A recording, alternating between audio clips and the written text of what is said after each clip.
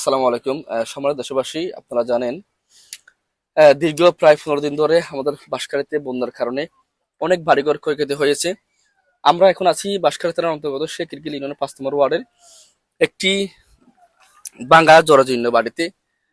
আসলে বলার কোনো ভাষা নাই। আপনারা দেখতেছেন, একটু ভিতরে আসেন।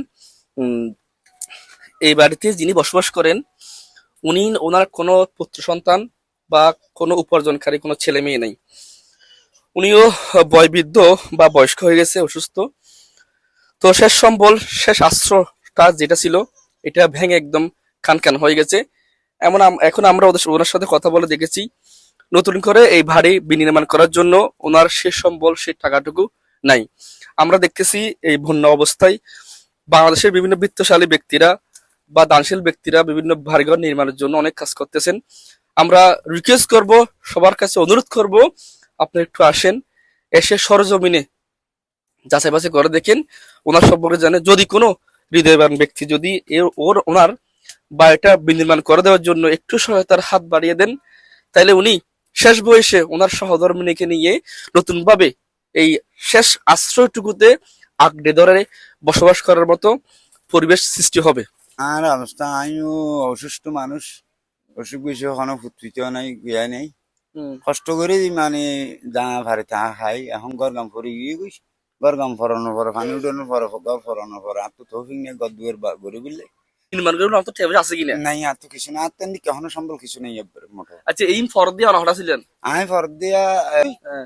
কদ্দুর হরগিয়ে মাত্রা খাবার ইয়ে বাঁচা বিলে বলি এইবার হয়তো খাবার কাম বাঁচানো বাঁচি আমি কই দা খাবার বাঁচাইতে যাই ডাবল ধুম করে আর গাত করি কাজ গিয়া করে দিল। টাঙ্গলো ইয়েন দিয়ে টাঙ্গ খুলে গিয়ে না সানা টাঙ্গ খুলো আহ, আইকে দুধ দনে টাঙ্গ করি। প্রিয় মানবিক ভাইয়েরা, আপনারা দেখেছেন এই ভুক্তভোগীর সাথে আমরা কথা বলে, ওনার এই দেওয়াল পরে ওনার পা সহ ফুলে গেছে। আমরা একটু ওনার সহধর্মের সাথে কথা বলবো, দেখি ওনার কি আসসালামু আলাইকুম রহমতুল্লাহ। আন্টি ইয়ান অনর বাড়ি নে জি ইয়ান কি ভাগে বন্যার মধ্যে ভাগে কেন? বাগি ওই তো অনর তো ফসা নাই।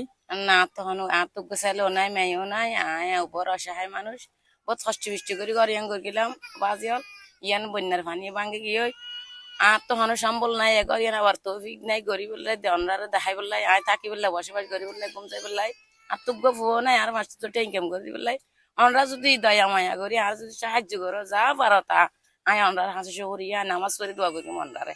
আমরা জানি একটি একটি ঘর বাঁধা, একটি মসজিদ বাঁধা সমান।